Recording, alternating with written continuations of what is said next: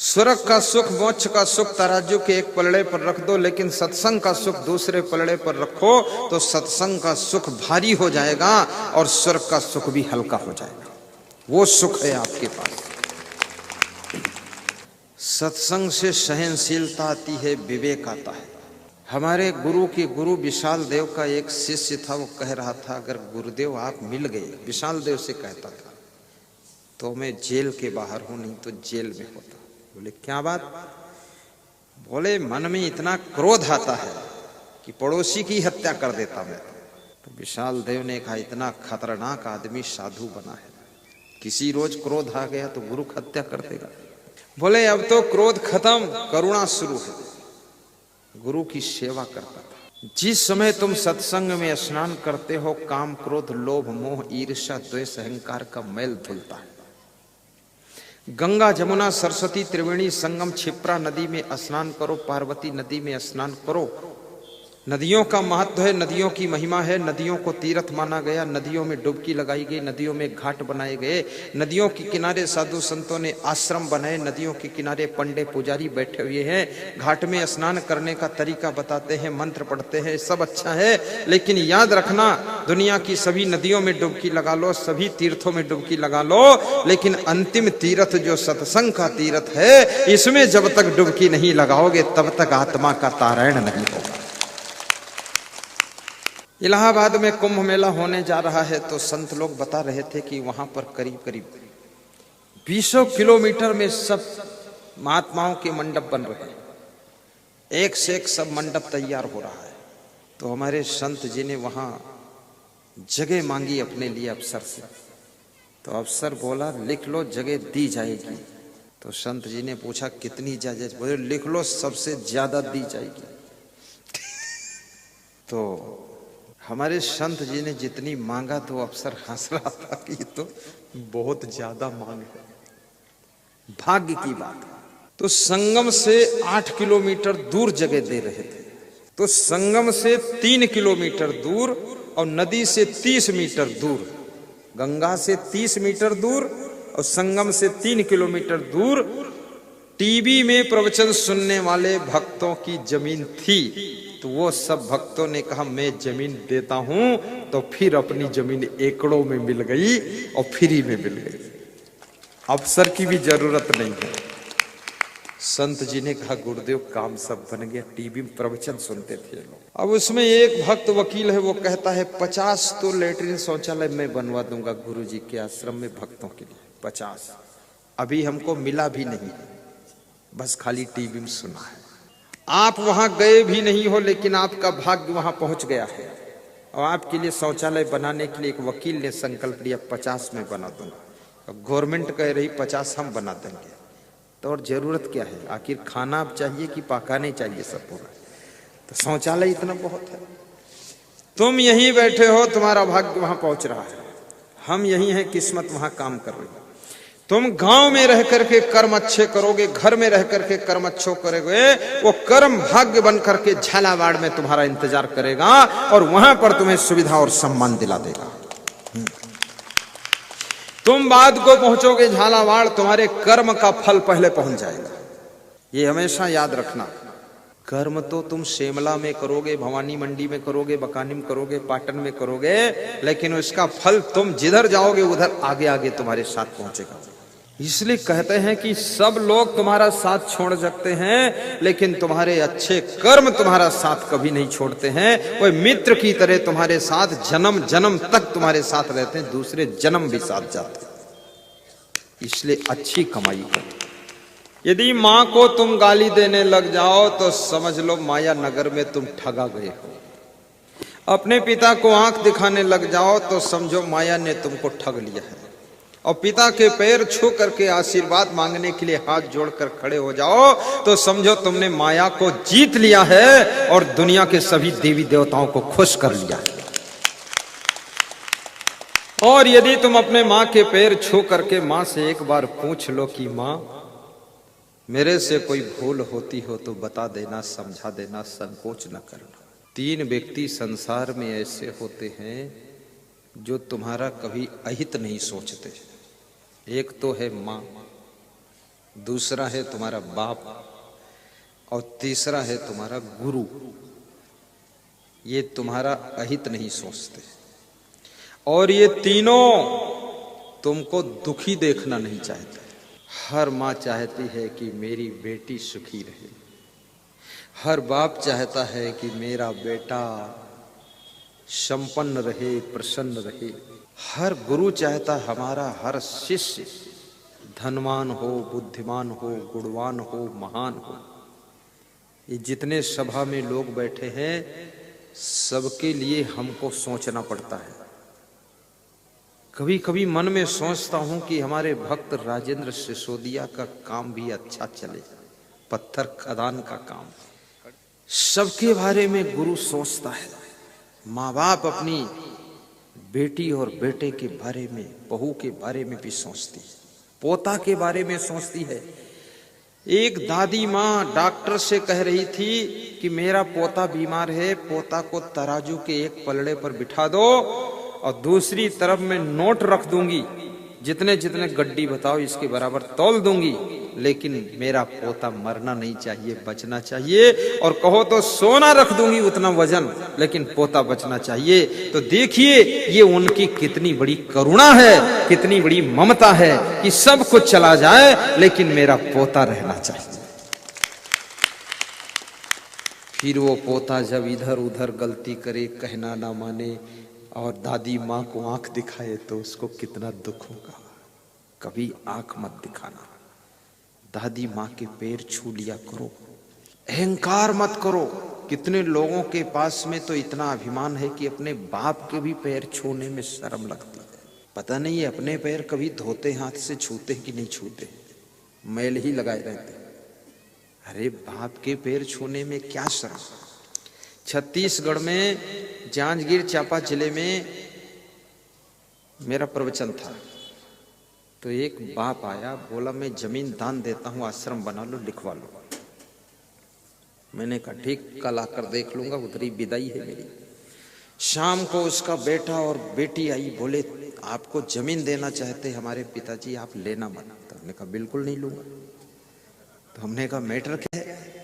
वो मैटर है बाप बेटे में थोड़ा लड़ाई है, बोलचाल बंद है। तो मैंने कहा मैं कल जमीन देखने आ रहा हूं, तुम भी आ जाना, वहीं पर मेल करा दूंगा, दोनों को मिला दूंगा, ठीक हो जाएगा। 500 लोग इकट्ठे हुए, मैं पहुंचा, 10 मिनट प्रवचन किया और बाप बेटे का मेल कराने की बात शुरू की मैंने। तो मैंने बेटे से कहा तुम उठो, अपने पिताजी के पैर छू लो और जो भी गलती हुई क्षमा मांग लो। तो उसका बाप बोला यदि तुम जमीन नहीं लोगे तो दूसरे को लिख दूंगा, पर इसको नहीं दूंगा। तो मैंने कहा नहीं नहीं, गलती बेटे से हो गई है, आपसे कुछ कठोर बोला होगा, फिर भी आप क्षमा कीजिए, ये पैर छू लेगा। तो बेटा पैर छूने के लिए उठा ही नहीं।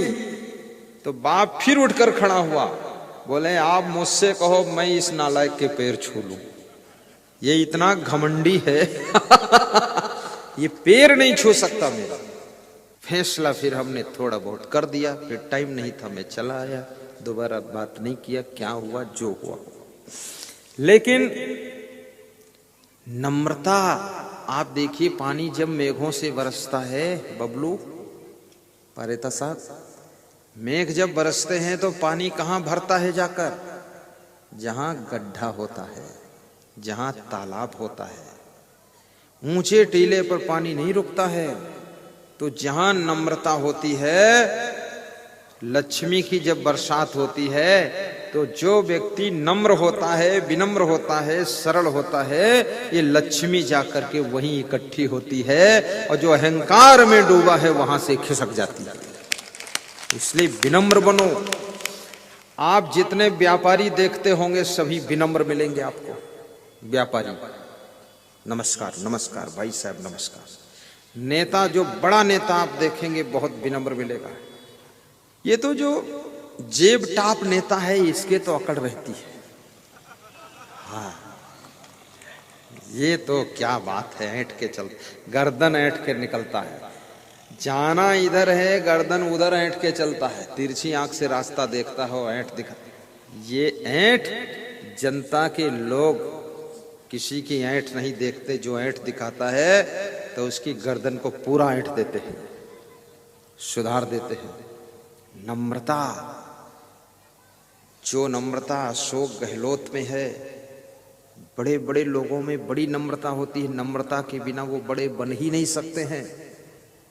और जिनमें बड़ा अहंकार होता है वो बहुत छोटे हो जाते हैं, बहुत अहंकार वाले बहुत छोटे हो जाते हैं, बहुत विनम्र लोग बहुत बड़े बन जाते हैं। और यदि कभी छल कपट करके अहंकारी बड़ा बन गया तो ज्यादा दिन बड़ा नहीं रह पाएगा, 2 4 10 महीने एक राउंड में फिर छोटा हो जाएगा। इसलिए याद रखना, आपको अगर सदैव बड़े रहना है, सदैव ऊंचे टीले पर खड़े रहना है, महान बनना है, तो आप झुकना सीखिए, विनम्रता सीखिए, सरल होना सीखिए। क्योंकि आदमी खुद बड़ा नहीं होता है, उसको बड़ा बनाने वाले लोग होते हैं, तब वो बड़ा होता है। और बड़ा बनाने वाले लोगों को जो नमस्कार करता वही बड़ा बना रहता है। इस अभिमान ने कितना नेताओं का भी नुकसान किया है, कितना किसानों का नुकसान किया है, और कितना सबका नुकसान किया अभिमान ने।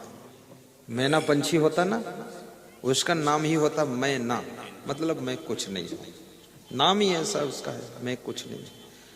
तो उसको लोग पिंजड़े में पालते, जो बोलती मैं कुछ नहीं तो पिंजड़े में पाल कर उससे प्रेम करते, खिलाते पिलाते, उसका दर्शन करते। लेकिन बकरी वो बोलती मैं दिन भर मैं करती रहती, तो उसका क्या हाल होता है? मैना जो मैना कहती है वो पिंजड़े में पाली जाती है। मैना जो मैना कहती है वो पिंजड़े में पाली जाती है। और बकरी जो मैं करती है वो अपना गला कटाती है। बकरी जो मैं करती है वो अपना गला कटाती है। बकरी जो मैं करती है वो अपना गला कटाती है। बकरी जो मैं करती है वो अपना गला कटाती है।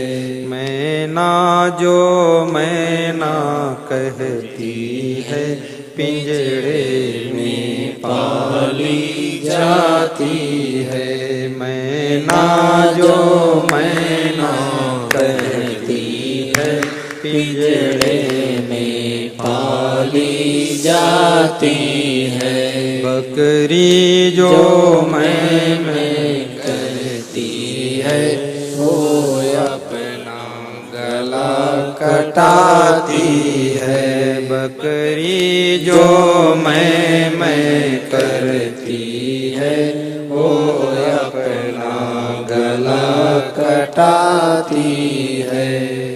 कभी आपने नदियों का पानी पहाड़ों के ऊपर चढ़ते नहीं देखा होगा, लेकिन पहाड़ों का पानी नदियों में गिरते देखा है, और नदियों का पानी समुद्र में पहुंचते देखा है। क्यों? जहां गहरापन होता है वहां पर पानी जाकर भरता चला जाता है। नदियों का नीर समुद्र में जाकर के निश्चल होता है। जिस तरह जीव जगदीश्वर को पाकर के निश्चल होता है। जिस तरह जीव जगदीश्वर को पाकर के निश्चल होता है। नदियों का नीर समुंदर में जाकर के निश्चल होता है। अभी मैं बड़ोदरा से हवाई जहाज से आ रहा था इंदौर, तो बड़ोदरा में जब हवाई जहाज में बैठने चला तो एक नवयुवक लड़का लाइन में आगे लगने जा रहा था, मुझे देखकर थोड़ा रुक गया। तो मैं उसका हाथ पकड़ कर हमने कहा तुम आगे रहो हम पीछे रहेंगे। तो बोला हम आपका टीवी में प्रवचन सुन चुके, इंदौर के रहने वाले हैं, और मनावर के सत्संग में आपके सत्संग में हम बाजा बजाने आए थे। तो हम देख रहे थे आपको वही हैं, पर हिम्मत नहीं पड़ती थी बोलने की, पर आपने हमको अपने आगे खड़ा कर लिया। धन्य हो गुरुदेव। आगे कर लो, कोई उससे फर्क पड़ने वाला नहीं है। जो सबको आगे करने की कोशिश करता है, सब मिल करके उसको सबसे आगे कर देते हैं, और जो सबको पछाड़ने की कोशिश करता है, सब मिल करके उसको पीछे कर देते हैं। इसलिए सबके लिए भला सोचिए, साहिब बंदगी बोलिए, सीधे बैठ जाइए, सीधे सीधे बैठ, सीधे हो गए। राजा वीरभद्र की कथा में सुना रहा था, विश्राम सागर शास्त्र की कथा है, पुराणों की कथा। राजा वीरभद्र मजदूरी करके पेट पालन करने लग गए। पुरुष बली नहीं होत है, समय होत बलवान, भीनल लोटी गोपिका वही अर्जुन वही बाण। बड़ी विचित्र बात है। वही अर्जुन है, वही बाण है, लेकिन कोल भीलों ने अर्जुन को लूट लिया है, गोपिकाओं को लूट लिया है। क्योंकि वहां अर्जुन तो है, धनुष भी है, बाण भी है, लेकिन कृष्ण भगवान नहीं है, इसलिए अर्जुन लूटा गया है। भगवान अर्जुन के अभिमान को भी कभी कभी तोड़ते थे कि तू ये मत समझना कि मेरी ही कला है। जब कर्ण और अर्जुन का युद्ध हो रहा था, तो अर्जुन जब बाण मारता था कर्ण के रथ पर, तो कर्ण का रथ 18 कदम पीछे हट जाता था, और जब कर्ण बाण मारता था अर्जुन के रथ की ओर, तो अर्जुन का रथ 3 कदम पीछे हटता था। लेकिन भगवान कृष्ण कर्ण को धन्यवाद देते थे और कहते थे, धन्य सुधन्वा, क्या गजब है तेरी ताकत। तो अर्जुन ने कहा, भगवान मैं बाण मारता हूं, उसका रथ 18 कदम पीछे जाता है, और वो बाण मारता है, मेरा रथ 3 कदम पीछे जाता है, फिर भी आप उसको धन्यवाद देते हो, हमको क्यों नहीं देते। तो कृष्ण भगवान ने कहा, अर्जुन तुझे पता नहीं है, तेरे रथ के ऊपर मैं बैठा हूं, तीनों लोक का वजन बैठा है, और हनुमान जी बैठे हैं, तब ये 3 कदम पीछे जाता है, और उसके रथ पर वो अकेला भारी पड़ रहा है, 18 कदम ही पीछे जाता, तू मारता बाण। अगर मैं उतर जाऊं, हनुमान उतर जाएं, तो उसके एक बाण के बाद तेरा पता ही नहीं चलेगा तू और तेरा रथ कहां गया है। तो अभिमान मत कर, धन्यवाद के लायक नहीं है, वो तेरे से बहुत ज्यादा बलवान है, बहुत कलाकार है। लेकिन फिर भी कृष्ण भगवान जिसके साथ में है, विजय उसकी होती है। कृष्ण भगवान जैसा तुम्हारा मार्गदर्शक कोई सदगुरु होना चाहिए। किंगफिशर हवाई जहाज कंपनी के मालिक विजय माल्या के पास में धन भी है, दौलत भी है, सब कुछ है, बुद्धि है, लेकिन कोई कृष्ण भगवान जैसा सदगुरु नहीं था, इसलिए सब बर्बादी की ओर चला गया। याद रखना, अभी मुझे एक व्यक्ति लखनऊ में मिला, लखनऊ राजधानी में आश्रम बनाने का मेरा विचार था। मेरा विचार है, भारत देश के जितने प्रदेश हैं, सब में एक एक आश्रम होना चाहिए। कहीं भी मेरा कोई मुझसे जुड़ा हुआ भक्त जाए, तो उस आश्रम में फट से रहे जाकर।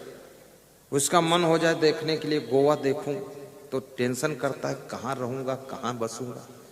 तो सीधे एड्रेस लीजिए, और मेरे आश्रम में रहिए, और गोवा देखिए, और गोवा से आइए। किसी की इच्छा हो जाए थोड़ा लखनऊ देखूं, तो कहाँ जाऊं, कहाँ रहूं, तो गुरु जी के आश्रम में जाइए। तो लखनऊ में इच्छा थी आश्रम बनाने की। तो भक्त का नाम था, कोई नाम बता सकता? अमरजीत मिश्रा, ठीक। तो वो भक्त जो है, भक्त वक्त मेरा नहीं था, मेरे से परिचय नहीं था, लेकिन कैसे मिल गया। DYSP कानपुर का टीवी में प्रवचन सुनता था। उसने अपने बेटे को फोन किया, गौरव मिश्रा को, कि तू कुछ बात मेरी मान न मान, लेकिन टीवी में 9 बजे रात को प्रवचन आस्था भजन में इनका सुन ले, बस हम खुश हैं। तो उसने सुना। तो रायबरेली जिले में मेरा प्रवचन था, यूपी की बात, इसी साल की बात। वो आया और गुरुमंत्र लिया, और कुंभ मेला के लिए 5 बोरी शक्कर भी दिया है, प्रयाग कुंभ भंडारा के लिए, और गुरुदीक्षा भी लिया उसने। अपने बाप को कहा मैं गुरु बना लिया हूं। बाप बोला, बाप तो बाप रह गया, लेकिन तू तो मेरे से आगे निकल गया, मैं तो प्रवचन ही सुनता हूं, कुछ नहीं किया अभी। तो उस बच्चे से हमारे संत जी ने कहा, गुरुजी आश्रम बनाना चाहते लखनऊ में, कोई जुगाड़ है क्या? तो उसने कहा कि मैं जिनके साथ काम करता हूं उनसे मिला देता हूं। उनसे मिलाया तो 600 बीघे जमीन का प्लाट दिखाया, कहा इसमें कहीं भी ले सकते हो आप। 600 बीघे, हमको तो 1 बीघा चाहिए थी, अपना छोटा हो जाए, इतना कहाँ बना पाओगे बड़ा। तो बोले उससे मिला देते हैं आपको, जिसकी जमीन है अमरजीत मिश्रा से, उससे मिलाया। तो उसने क्या कहा, गुरुजी कितनी जमीन चाहिए? तो हमने कहा 1-2 बीघा बस। बोले नहीं, कम से कम 25-50 बीघा होना चाहिए, और जितनी आप लोगे उतनी मैं दान करूंगा, ऐसा बोला। तो मैंने कहा दमादम मस्त कलंदर, गुरुवर का पहला नंबर, काम खत्म हो गया। तो मैं तो उसके साथ 1 घंटे मीटिंग चली मेरी, सत्संग भी थोड़ा सुनाया, उसकी बात सुना, बहुत बुद्धिमान व्यक्ति। फिर उसने हमको एक कार्यक्रम में बुलाया, दुर्गा जागरण का कार्यक्रम था लखनऊ शहर में, उसमें प्रवचन किया। फिर अपने घर ले गया, तो सब सोने चांदी के बर्तन नए। बोले इसमें एक बार नाश्ता आप करोगे, ये बर्तन में दोबारा नहीं खाना, हो सकता कोई जूठा कर दे तो नया आएगा दोबारा आपके लिए। हमने कहा ये तो राजा आदमी मिल गया। हमने कहा कितनी जमीन है आपके पास? बोले गुरुदेव लखनऊ के आसपास में भी होगी कम से कम 2-4 हजार बीघे। तो हमने कहा ये तो राजा ही है। तो बोला ये तो आश्रम एक झटके में बनेगा, लेकिन सवाल इस बात का है मैं धनवान हो गया हूं, बस्ती जिले का रहने वाला हूं, मेरे बाप ने कहा था खेती करो, मैंने कहा नहीं करूंगा, लखनऊ में रहूंगा। बोला भीख मांगोगे? तो मैंने कहा कुछ भी हो जाए, आऊंगा तब जब बस्ती जिले का सबसे धनवान आदमी बनूंगा। तो बस्ती जिले का सबसे धनवान बन गया, तब अपने गांव गया था मैं। लेकिन गुरुदेव इस लंबी यात्रा में दुख बहुत हुए, पर अब मैं धनवान बन गया तो मेरे लिए खतरा बहुत है। अब इस उम्र में 42 साल मेरी उम्र है, मुझको कोई गुरु चाहिए, मुझे संत चाहिए, और उसका ज्ञान चाहिए, भक्ति चाहिए, अन्यथा ये मन ऐसे बिगड़ेगा जैसे विजय माल्या किंगफिशर हवाई जहाज के मालिक का बिगड़ा है, सब धराशायी हो जाएगा। इसलिए लगता है भगवान ने सही वक्त पर आपको भेजा है मेरे लिए, आप मेरे गुरु बन गए, आपकी शरण। फिर उसने बताई कहानी, कहा मैं युवा मोर्चा का कोषाध्यक्ष भी हूं भाजपा का, ये आदित्यनाथ मेरा दोस्त भी है, और मैं इनका बहुत पक्का साथी हूं, और बहुत बड़ा फंड तो इनसे दिलाऊंगा मैं। तो हमने कहा ये क्या हो रहा है? अपने आप हो रहा है, खाली मन में सोचा गया है।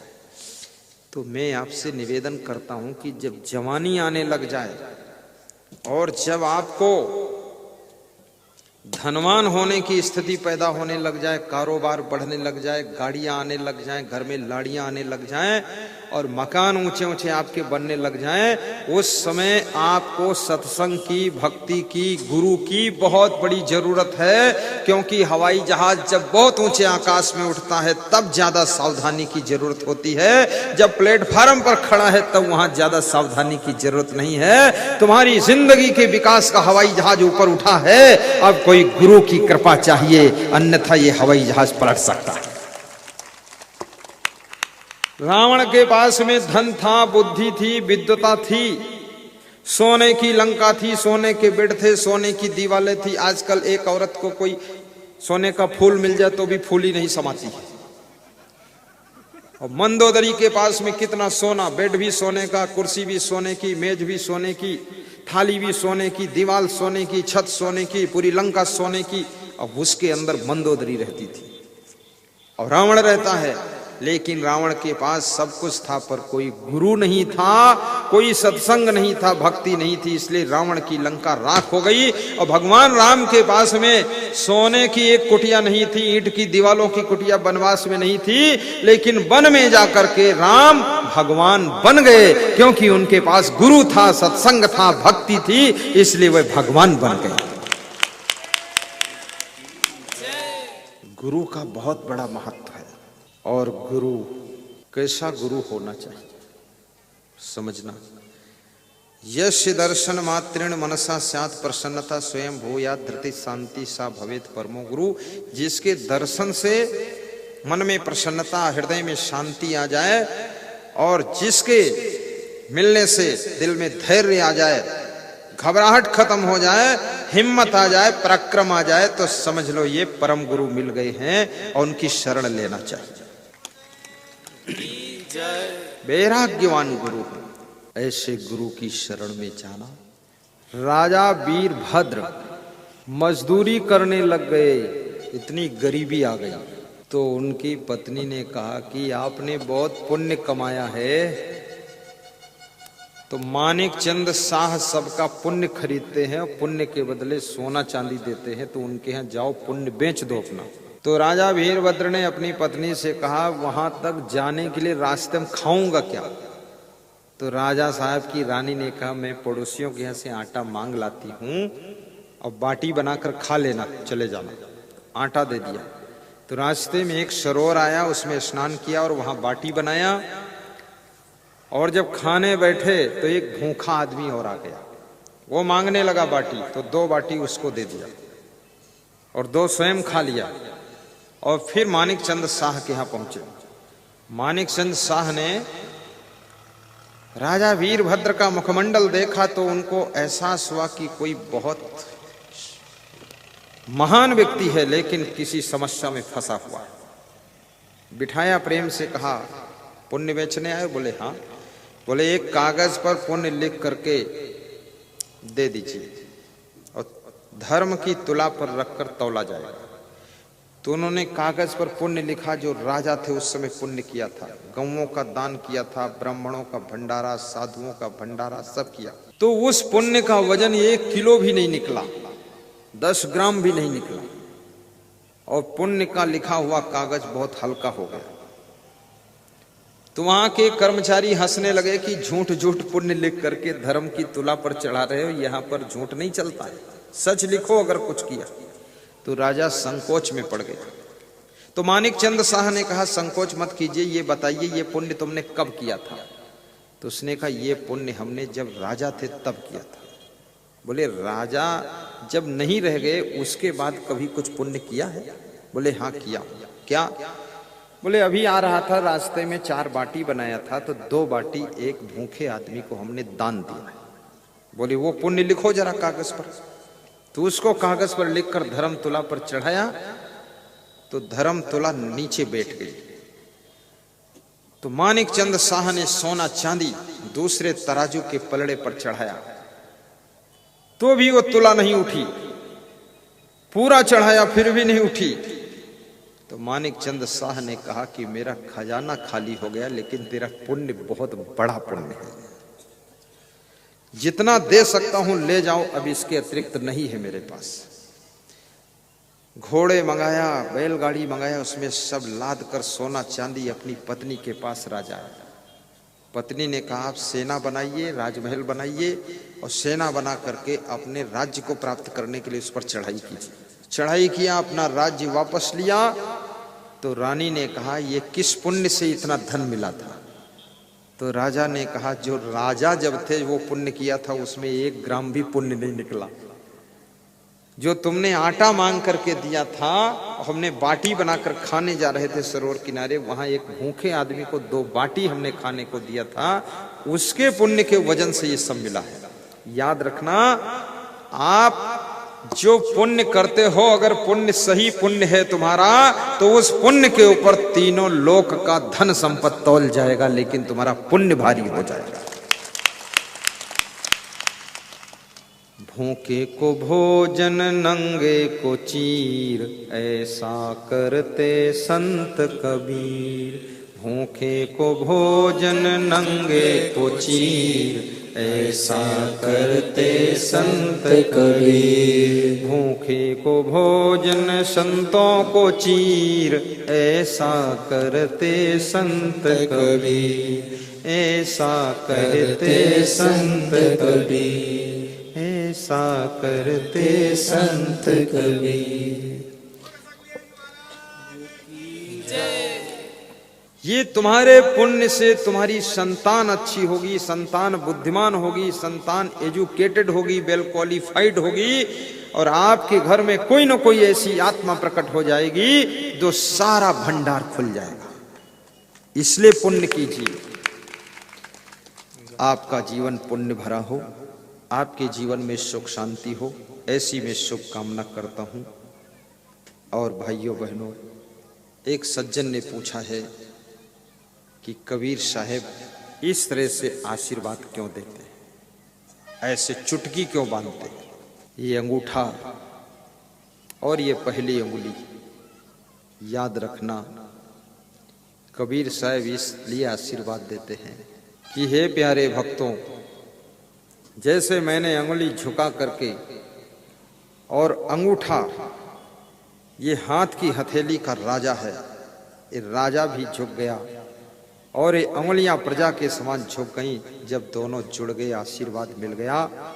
तुम गरीब हो तो भी झुक जाना और अमीर हो तो भी झुक जाना, तो तुमको सबका आशीर्वाद जरूर मिलेगा।